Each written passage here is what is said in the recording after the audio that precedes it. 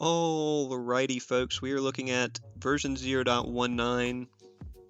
We've already put out a video on looking at the new hero, looking at her abilities.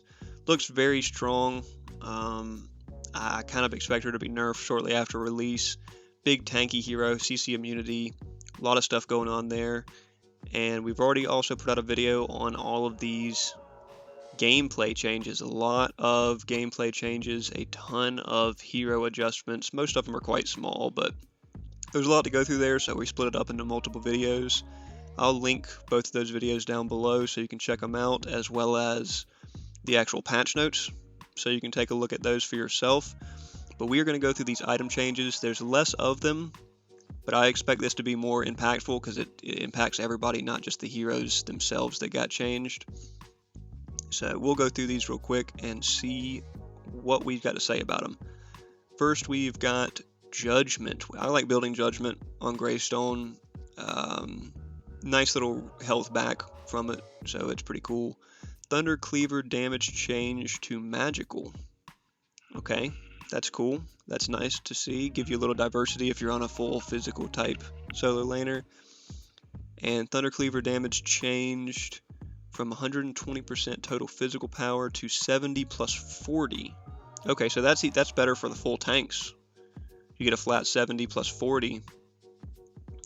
If you're building tankier, if you're building like 4 plus armor items, you get more damage out of it, so that's good. It's good value. Dust Devil. Attack speed is being reduced across several carry items due to it being overly efficient. I would agree, attack speed has been quite strong with the whole on-hit meta. So Dust Devil first here, cost decreased by 100 and attack speed decreased by 5%. People still probably building Dust Devil for its passive, but 5% off the attack speed and a cost decrease to go with it probably keeps it in line with most of these other items. We'll see what they've done through here. Equinox, less attack speed, and a new recipe. So 5% less attack speed and different build path. So that's good. Not a big change, not a cost change. So maybe not get built as much. We'll see. They may have done that to everything here, so it just may be how it is. Lightning Hawk. A lot of people were building Lightning Hawk if it helps you keep up with the movement speed aspect and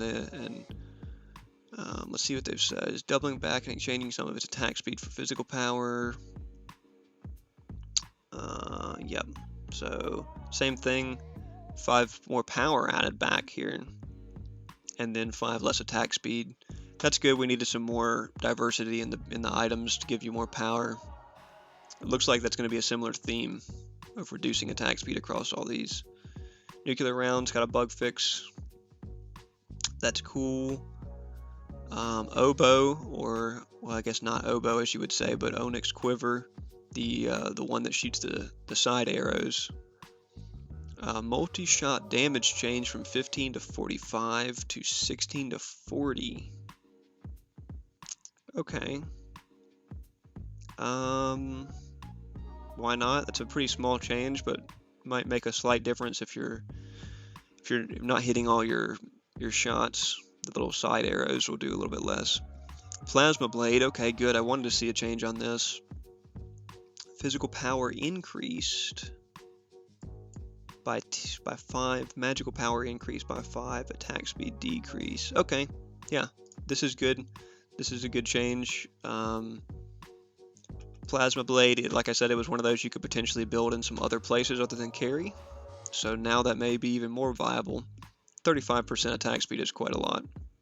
Sky Splitter, yes, let's see the nerf. It's just getting built in every single build. Like, we don't need anything this strong. We've known it's strong for a long time. It's definitely due for a nerf. Rend current HP damage decrease from 4 to 3.5. Okay. That's probably enough to be significant. But it is current health, not max health, so it doesn't make that big of a difference. But good to see the nerf on Sky Splitter. It was very much needed. Yep, overall spike it provides when paired with Stormbreaker. Now we look at Stormbreaker. Once again, taking a hit to its attack speed. Yeah, so 5% attack speed off of it. Everybody was building Stormbreaker. It just gives you a massive amount of clearing potential and poke, so good to see that nerfed. I would have liked to potentially see, if we're getting the attack speed reduced like this, its passive revert to pre-patch, the last patch where it did a little bit more damage from the passive, but that's still cool. That's good to see. Tainted rounds. Not a lot of people building tainted rounds, unless they're smart or they know that they're against a big healer, but let's see what they've done. Power increased by 5, attack speed decreased by 5%. So similar theme to all the other ones. You know, less attack speed. Vanquisher. Okay, here we go, getting into some of the other items, the other roles. Vanquisher receiving a small increase to physical pin to offset it's slightly and still relevant as a burst option. So 1 pin, woohoo! We go from 8 to 9 pin. Give us 2 pin. Make it make a difference. Give us 10, a nice clean 10 physical pin. Right, nice round number. But no, Envy, same thing. Oh, actually decreased from 8 to 7. Why? Are there that many people building Envy that it needs to be nerfed like this? I guess maybe they are. Some assassins are building it or something. Milady, physical pin increase from 6 to 7. Again, just make these round numbers. Like, change Envy to 5, change Milady to 10. Keep them consistent. This is weird. These are really weird small pin numbers that are not that impactful. Infernum. Infernum was a good burst or blow up item against tanks for sure in a lot of the assassin roles. Cinder bonus physical power scaling reduced or decreased by 0.25%. Okay, and furnace bonus cinder damage decreased by 0.25%. Okay, I mean, it probably was a little strong on very certain characters and very weak on others, so nice to see this change. We don't need as much damage in the game. I like the general tone down that we're seeing. Mercer, physical power, physical pin increased from 7 to 8. Again, just make it 10. Why are we doing this whole, you know, it needs to be 6 or it needs to be 7 or some no, just make it 10 or 5. Omen. Omen was cool. I'd like to see more people building it. Omen is receiving some general stat increases, improving its efficiency and making it more desirable pickup. Yeah, not a lot of people are building it, so it'd be cool to at least see more people pick it up. Cost increased by 50 for 5 more power and 1 more pin. I don't know if more assassins will be building it or not, but maybe some of the ones that want to rotate through all their abilities quick will be picking it up. Bonesaw. Okay, here's an interesting one. Bonesaw possessing tenacity allows it to strong build combination with the likes of Gaia Greaves. I would agree.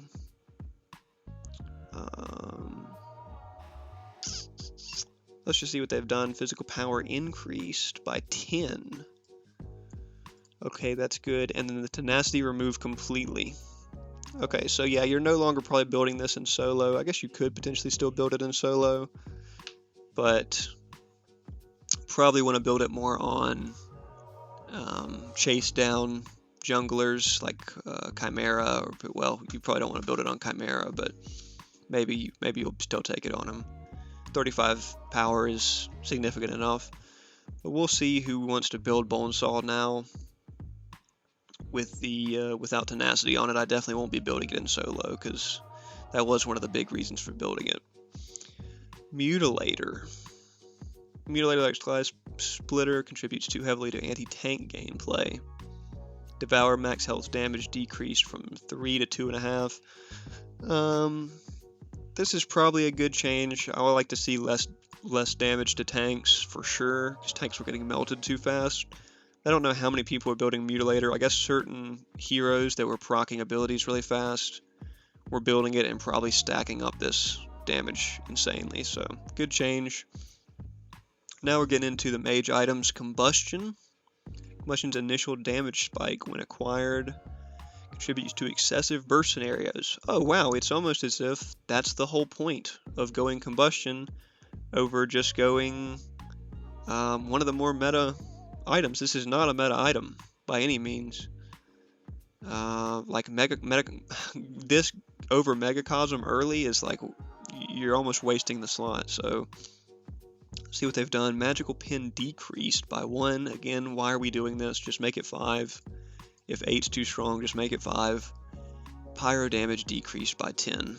So not a big change. You could have just left the pyro damage the same and decreased it to 5 pin, and like I said, it's still not that strong of an item. So whatever. Dreambinder, that's good. Some additional health is being granted a Dreambinder, allowing it to serve as a better durability source. Okay, 50 health. Why not? That's nice. If you're building Dreambinder anyway, you're not going to complain about that one.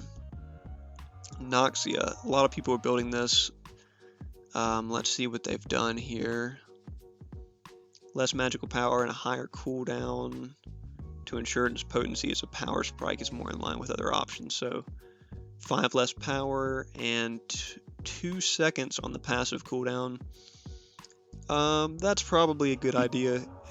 There were certain heroes that could spam it off and proc it back to back every 8 seconds. Your goal is still gonna be to proc it every 10 seconds now, but it was a bit strong, and that's the trading patterns.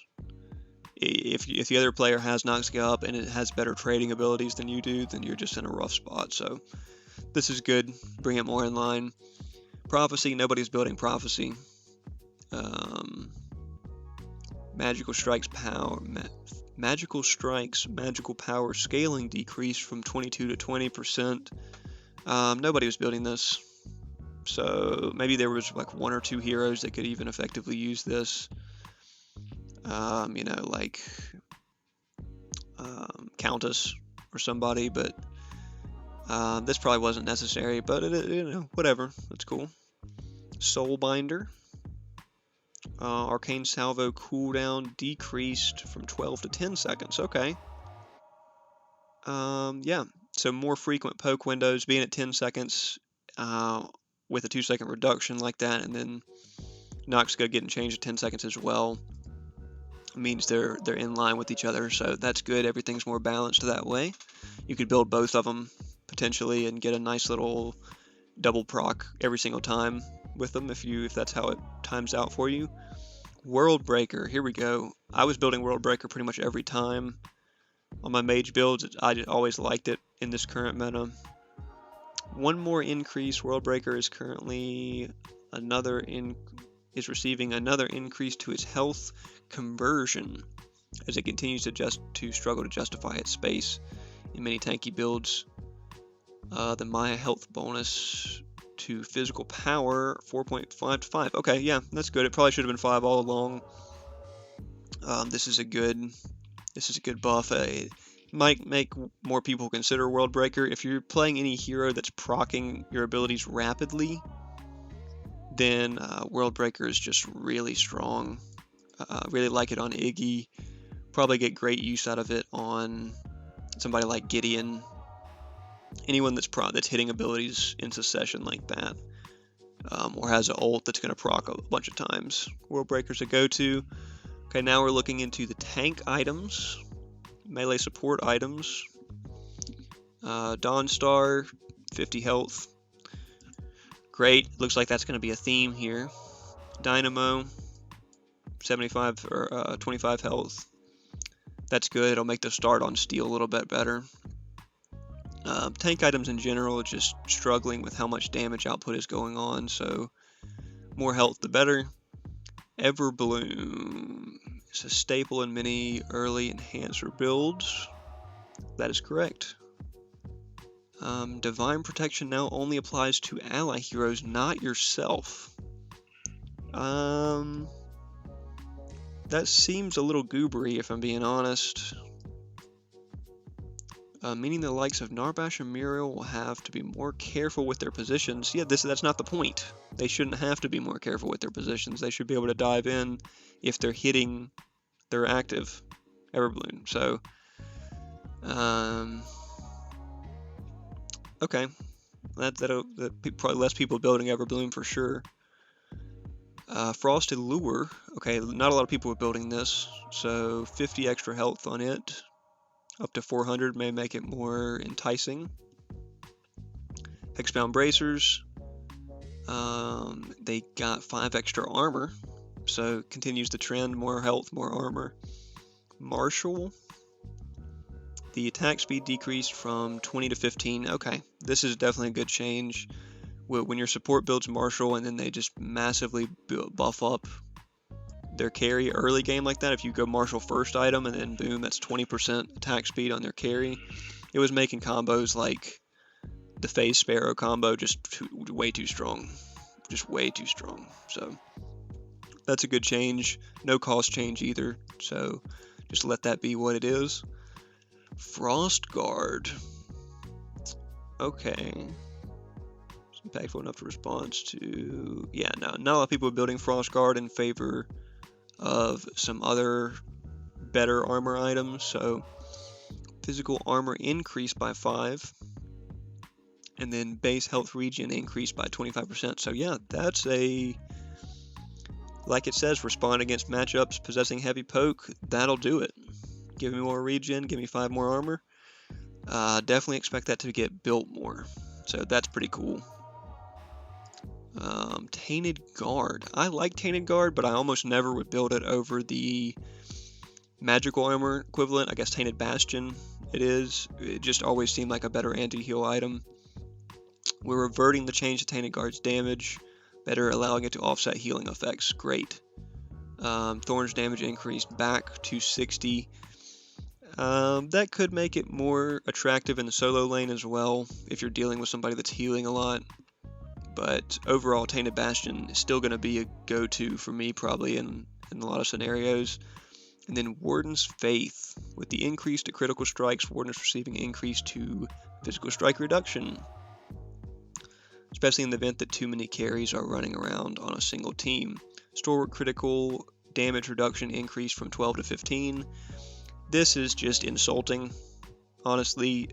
Make this 20%. Like, if this is the one item you give us to build to reduce the critical damage that we take, make it actually reduce the critical damage we take. You just upped the critical multiplier from 150 to 155%, and then you just only changed this by 3%. This is not... Nobody's building this. Unless there's 2 people on the enemy team building crit, nobody's building this. Even at that point, they're probably still building Bulwark or something just for the better damage reduction, because this is just not worth it. And then a whole host of bug fixes here. So that's everything for the item changes. This is our 3rd video in this series looking at this update. Because they are quite long. Once again, to recap here, we're looking at this hitting on the morning of the 2nd, and with it we're getting a Thursday, Saturday, and Sunday ranked window each week rather than just Saturday or just now Saturday and Sunday like we have. So that will do it for the item changes. We'll take a quick recap of any of the real important ones that I saw. Judgment change is cool, but probably not that effective except for full tanks. And then all the carry items just getting like 5% less attack speed is good to know. That's just kind of the way that we're trending here. Sky Splitter with a nerf that was very necessary. People are still going to build it every single time, so don't stop building Sky Splitter by any means. But it'll take longer in the late game before it's super online, because you'll got to build more of these attack speed items before you're at the cap. You know, even all the way through Tainted Rounds and Stormbreaker, less attack speed. So keep that in mind. Probably still building Sky Splitter pretty early for the pin that it gives. In the Burst Assassin category, we got little pin increases and decreases, mostly increases. not going to make that big of a difference. I mean, you're talking about such small changes. Infernum, not that many people are building. Omen, pin increase again, very small changes on all these. Bonesaw is a big one. Tenacity removed changes what heroes you're building this on. You're not building it on all solo laners, unless you're just looking for some attack speed in the solo lane on a specific build or something. It does have 10 more power now though, so that could change things around. Mutilator with the slight nerf. And then in the magic mid laner category, Combustion with the slight nerf. More health on Dreambringer. On Dreambinder is cool. And then some timing changes on Soulbinder and Noxia that'll should change for some more consistent passives cooldowns, which is cool. Worldbreaker, even more of a must-build item now. If you're building at least one or two other health items, like Dreambinder or like the Orb of Growth, you're going to want Worldbreaker for sure. It just gives you a lot of back-end damage boost. And then the tank items, a couple here of the less popular ones, depending on what hero you're playing. Receiving health, a little bit extra armor on Hexbound, and more armor and health regen on Frostguard. One of the big changes, Everbloom, Divine Protection not applying to yourself. And then same thing with Marshall on the attack speed decrease. Some builds are still going for the buff your allies type stuff, but this is probably going to make it less attractive to build because you're no longer buffing yourself if you're building Everbloom, and then 5% less attack speed for your carry is a pretty significant amount. But this is also in line with all of the attack speed changes we just saw up here.